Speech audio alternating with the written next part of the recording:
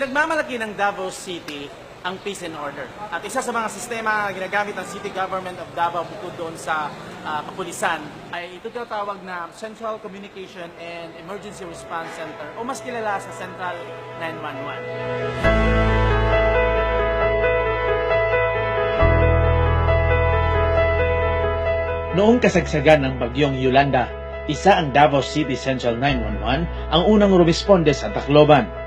Bit-bit ni Mayor Rudy Duterte ang 911 Emergency Response Team na ito. Kaya naman, sisilipin natin ngayon, hindi lang kung gaano kagaling ang mga gamit nito, kundi pati na rin ang mga kwento ng mga taong nagtatrabaho dito. Sabay tayo lahat. Pagdating mo doon, halos para ng zombie. Zombie lahat tayo yung buhay. Shot lahat. Mga puno, bomba lahat.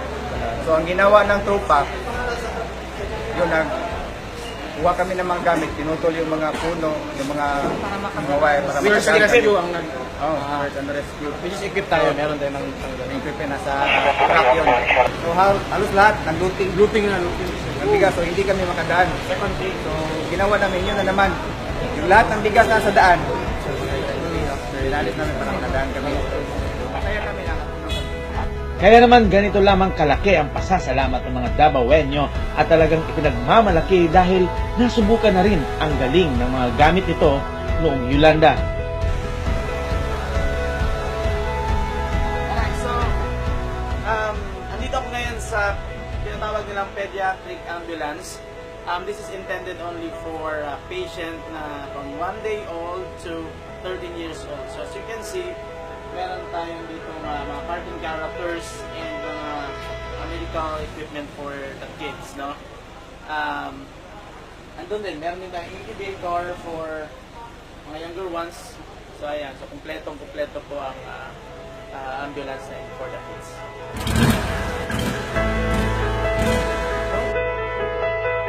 Isa sa mga emergency response units na nagustuhan ko ay itong 8-wheeler all-terrain vehicle. Para maipakita sa atin kung gaano kaastig ang gamit ng 911, ibinida ni Kuya ang drifting capability ng amphibious vehicle na ito.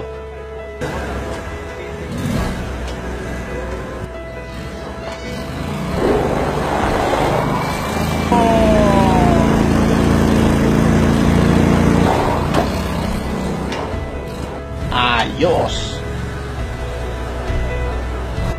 Tatlo lamang po ang Central 911 sa buong mundo. Sa United States, sa Canada, at sa Davao City. Unlike in the US and Canada, Davao City 911 is free of charge. Sinisigurado ng lokal na pamahalaan na matutugunan agad ang lahat ng mga nangangailangan ng pulis, medical, or fire emergency response na walang bayad.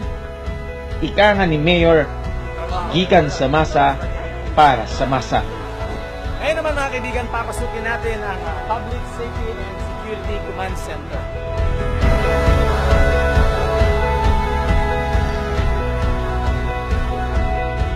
Kabalikat ng Central 911 ang Davao City Public Safety and Security Command Center para mas mapadali ang pagbibigay ng ayuda o tulong sa isang emergency. Ang PSSCC ang nagsisilbing mata at tenga ng syudad. Dito ko nakilala si Miss Eileen, isang 911 call center attendant, isang Yolanda survivor.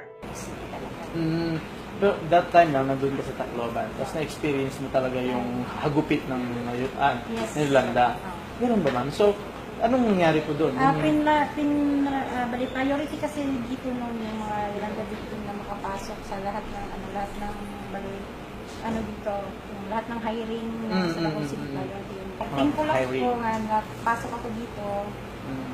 Parang in-return na lang sa kabutihang nagawa ng Davao City sa Tacloban.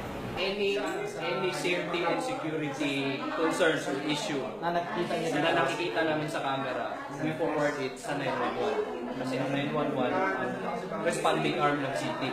So, lahat na yun, lahat na. Law enforcement, emergency, search and rescue, even animal control sa kanila po yun. Ang command center na ito ng Davao ay parang si Big Brother. Nakikita niya lahat ng mga nangyayari sa syudad 24/7. With the state-of-the-art cameras installed strategically around the city, siguradong sapul lahat ang masasamang loob. Nakikita din dito ang araw-araw na buhay sa lansangan.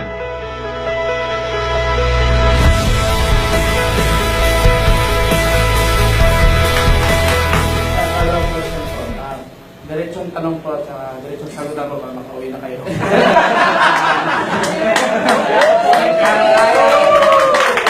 Kaya ba ng ano ba?